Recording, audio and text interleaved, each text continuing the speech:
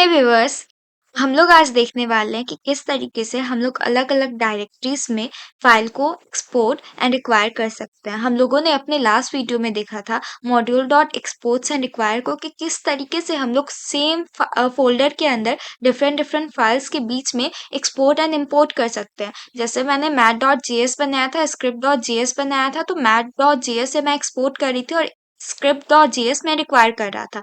लेकिन इस बार हम लोग क्या देखेंगे, हम लोग देखेंगे कि हम लोग एक अलग डायरेक्टरी बना रहे हैं, यानी कि एक अलग फोल्डर ही बना रहे हैं और वहां से हम लोग एक्सपोर्ट कर रहे होंगे। और मेरा ये जो स्क्रिप्ट डॉट जेएस है वो इस बार इस दूसरे फोल्डर का जो एक्सपोर्ट है उसको यहाँ पर रिक्वायर कर रहा होगा। तो आइए चलिए देखते हैं। सबसे पहले तो हम लोग को एक फोल्डर बनाना होगा। तो मैं फोल्डर टर्मिनल से बना ले रही हूँ क्योंकि वो मुझे ज्यादा इजी लगता है, लेकिन आप लोग चाहे तो यहाँ पर से फोल्डर, तो यहाँ पर से न्यू फाइल, ऐसे करते करते आप लोग बना सकते हैं।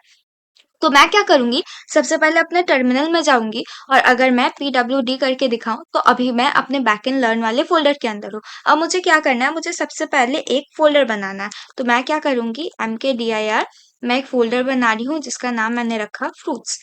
ठीक है, ये फोल्डर बनाते ही यहाँ पर एक फोल्डर बन गया। ये फोल्डर के अंदर अब मैं कुछ फाइल बना दे रही हूँ। तो फाइल बनाने के लिए मुझे सबसे पहले इस फोल्डर के अंदर जाना पड़ेगा। तो मैं cd fruits फ्रूट्स करके मैं इसके अंदर चली गई। इसके अंदर जाने के बाद अब मैं इसके अंदर एप्पल नाम का एक फाइल बना रही हूँ जिसका नाम मैं रखूंगी apple डॉट जेएस। उसके बाद यहाँ पर मैं ऐसे कर देती हूँ, आप लोग को साफ साफ सब कुछ दिखते रहेगा। सेम तरीके से मैं और एक फाइल बना रही हूँ जिसका नाम मैं रख रही हूँ बनाना।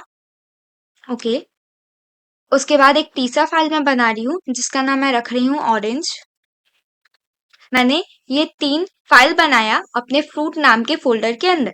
ठीक है? अब मैं क्या करूँगी ना, मैं इस फ़ोल्डर के अंदर चली जाती हूँ और यहाँ पर से एक कोड लिखती हूँ जो कि मेरा एक्सपोर्ट कर रहा होगा। तो मैं क्या करूँगी, मॉड्यूल डॉट एक्सपोर्ट्स, यहाँ पर से ये स्पेस को हटा देती हूँ। उसके बाद इक्वल टू, मुझे लिखना है नेम। इस नेम के अंदर मैं लिख देती हूँ एप्पल।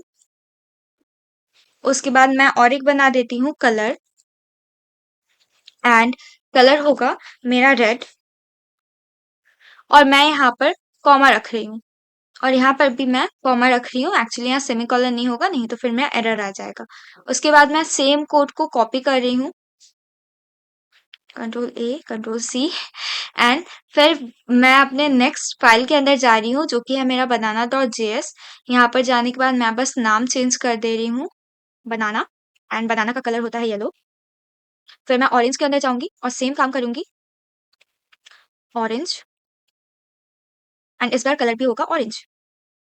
ठीक है, इतना करते ही मैंने अपना 3 फाइल बनाया और तीनों से ही मैंने एक्सपोर्ट कर दिया। लेकिन अब मुझे क्या करना है ना, मुझे करना है एक फाइल बनाना होगा जिसमें ये सारा का सारा, यानी ये तीनों के तीनों को जो इंपोर्ट कर रहा होगा, यानी कि रिक्वायर कर रहा होगा। और उसके बाद ये तीनों को रिक्वायर करने के बाद फिर मुझे फाइनली इस डायरेक्टरी से एक्सपोर्ट करवाना है। तो मैं ऐसा कुछ नहीं कर सकती कि मैं क्या करूँ, ऑरेंज से ही एक्सपोर्ट करवा दूँ या बनाना से ही एक्सपोर्ट करवा दूँ जो मैं कहीं और पे जा करके उसको कलेक्ट कर पाऊंगी। ऐसा नहीं होगा। इसके लिए मुझे एक स्पेशल फाइल बनाना पड़ेगा जिसका नाम होगा index.js। index.js ही वो फाइल है जिसे मैं कुछ भी एक डायरेक्टरी से दूसरे डायरेक्टरी में एक्सपोर्ट करवा सकती हूँ। तो मैं क्या करूंगी, इस index.js के अंदर सबसे पहले मैं एप्पल, बनाना एंड ऑरेंज नाम का 3 वेरिएबल बनाऊंगी। ठीक है, और ये तीनों के तीनों जो मेरा वेरिएबल होगा वो मेरा रिक्वायर कर रहा होगा मेरे फाइनल एप्पल को, एप्पल वाले फाइल को, जिसे मैंने लिखा है यहाँ पे डॉट स्लैश एप्पल। लिखते ही ये एप्पल को रिक्वायर कर चुका है। अब मैं सेम लाइन को कॉपी पेस्ट कर दूंगी। कॉपी पेस्ट करने के बाद यहाँ पर जस्ट एप्पल की जगह मैं करूंगी बनाना, यहाँ ऑरेंज।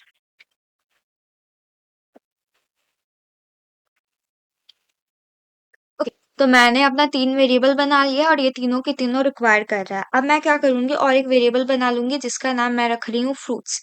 ठीक है, अब ये जो मैंने फ्रूट्स बनाया, इसका एक छोटा मैं रख रही हूँ।